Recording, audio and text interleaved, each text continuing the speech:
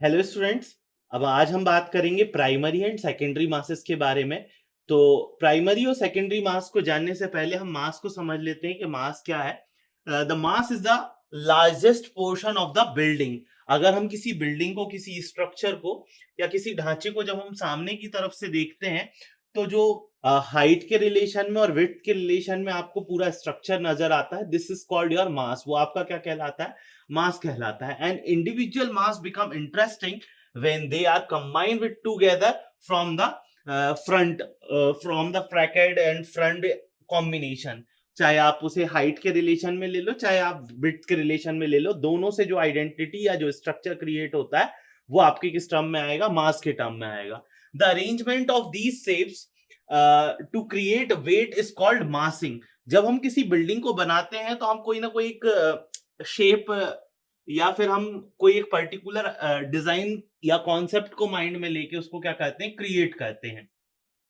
जब हम किसी स्ट्रक्चर के शेप को क्रिएट करते हैं तो वहां शेप कुछ भी हो सकता है। जैसे आगे हम वीडियोस में बात करेंगे शेप्स की, तो वहां हम रेक्टेंगल, सर्कुलर, या फिर हम किसी पिरामिड की बात करें, या फिर हम किसी 3 डायमेंशनल ऑब्जेक्ट की बात करेंगे। तो वो जब ऑब्जेक्ट आप कहीं से देखते हैं ना, तो उसमें एक पूरा हैवी वेट सा नजर आता है या एक बहुत बड़ी आइडेंटिटी नजर आती है। यही आइडेंटिटी आपकी मासिंग कहलाती है।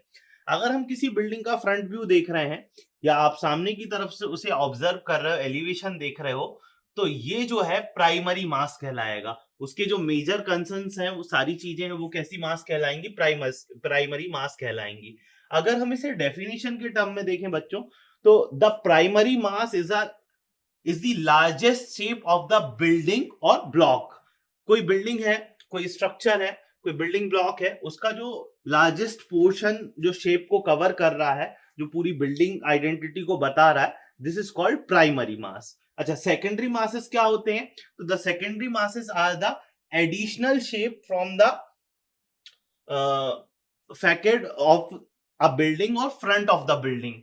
तो जब हम किसी बिल्डिंग के पूरे प्राइमरी मास को या पूरे स्ट्रक्चर को देखते हैं और उसके बाद उसमें कोई एडिशनल कंपोनेंट जुड़े होते हैं या एडिशनल शेप्स बने हुए होते हैं, वो आपके किस में आ जाते हैं? सेकेंडरी मास के अंदर आ जाते हैं। अच्छा, कहीं ऐसा मत सोच लीजिएगा कि डोर या विंडो के लिए हम ऐसी बात कर रहे हैं कि वो सारा एक हो गया और डोर विंडो अलग हो गए। Door window and other openings are called voids. हम इन्हें वॉइड्स के टर्म में देखेंगे। जो डोर विंडो या जो भी हमने वेंटिलेशन या एज सच ओपनिंग्स प्रोवाइड कर रखी होंगी, voids allow creation of negative space to allow break within masses.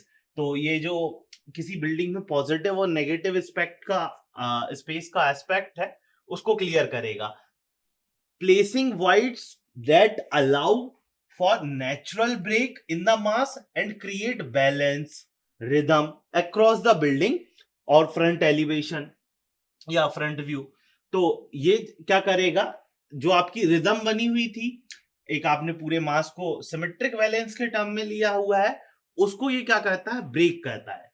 क्यों ब्रेक करता है? भाई आपने कोई एक शेप की रिपीटेशन ले ली। रिदम क्या है? नंबर ऑफ टाइम आप उससे चीज को क्या कर रहे हैं? रिपीट कर रहे हैं। जब आपने उसको रिपीटेशन में ले लिया है, तो उस रिपीटेशन को कौन तोड़ रहा है? भाई वहां कोई डोर, विंडो या कोई ओपनिंग्स आ गई है जो आपके उस रिदम को रिपीट नहीं होने दे रहा, बार बार कंटिन्यूशन में नहीं आने दे रहा। तो इन्हें हमने क्या कहा? वॉइड्स कहा। अगर हम इसे मास को एक टर्म में और समझें, तो एलिवेशन, अगर जो आपका बिल्डिंग का फ्रंट व्यू है, एलिवेशन है, space displace by the mass in building. आप कोई बिल्डिंग देख लो, चाहे वो लैंडस्केप फॉर्म में हो या किसी भी ऑब्जेक्ट को आप ले लो। Building form that stand as object in the landscape can be read as occupied volume of the space. तो अगर हम मास को एक वॉल्यूमेट्रिक टर्म में लें या कोई आप किसी चीज का वॉल्यूम मानो, तो वो भी कोई गलत नहीं होगा, वही भी आपका क्या होगा? मास ही कहलाएगा। जैसे कोई बिल्डिंग है, वो पिरामिड के शेप में जा रही है, या स्टेप स्टेप स्टेप के टर्म में, ऐसे नीचे लार्ज पोर्शन है, फिर कम हुआ, फिर कम हुआ, फिर कम हुआ, और इस तरीके से जा रही है। तो ये सब भी किस चीज के टर्म में आएंगे? आपके मास के टर्म में आएंगे। ठीक है। कई बार हम मास स्ट्रक्चर बनाने के लिए कुछ स्पेस को या खाली स्पेस को भी हम छोड़ देते हैं, लाइक जैसे हम उसे यूटिलाइज स्पेस, कॉरिडोर, प्लेग्राउंड, बरामदा, कुछ इस तरीके के टर्म्स में भी ले सकते हैं।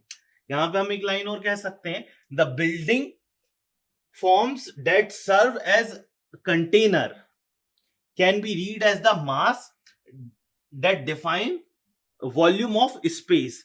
तो जैसे आपने कोई बिल्डिंग लिया या कोई ब्लॉक लिया जो चारों तरफ से पैक है और उसमें बीच में कुछ स्पेस है जिसे आप कंटेनर के जैसे ऑक्यूपाइड कर रहे हो, तो दोनों ही सेगमेंट देख सकते हैं आप, दोनों ही तरीके से देख सकते हैं। बाहर की तरफ से देख रहे हैं तब उसका होल क्रिएशन नजर आ रहा है, वो भी मास के टर्म में दिखेगा, और आप टॉप से देख रहे हैं और चारों तरफ कुछ बना हुआ है, बीच में एम्प्टी कंटेनर की तरह है, तो वो भी आपके एक मास के टर्म में दिखेगा क्योंकि वो भरा हुआ उठा हुआ है, एक वॉल्यूमेट्रिक टर्म है।